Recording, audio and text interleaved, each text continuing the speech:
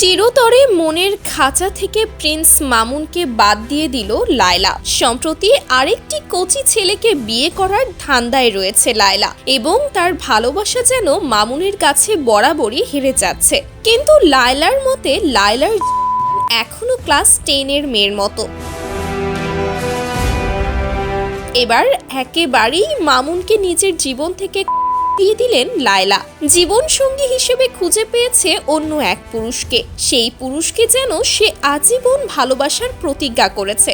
Social মিডিয়ায় বেশ কিছুদিন ধরে লায়লা ও মামুনের নিয়ে আলোচনা চলছে। এরই মাঝে লায়লা বেছে নিয়েছে তার জীবন সঙ্গীকে। সম্প্রতি তার জীবন সঙ্গী কুয়েত প্রবাসী এবং কুয়েতে অনেক টাকা ইনকাম করে।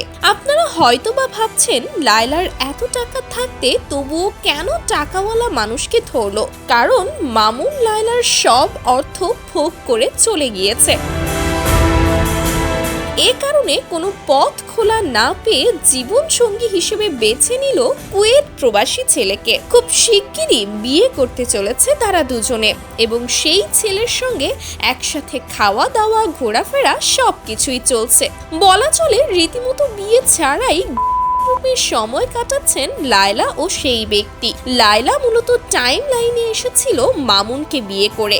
মামুনকে সে আজীবন কাছে পেতে চেয়েছিল, কিন্তু কি আর করার, মামুন মনে করে লায়লা অনেক বুড়ি, আর বুড়িকে দিয়ে যেন মামুনের হচ্ছিলই না।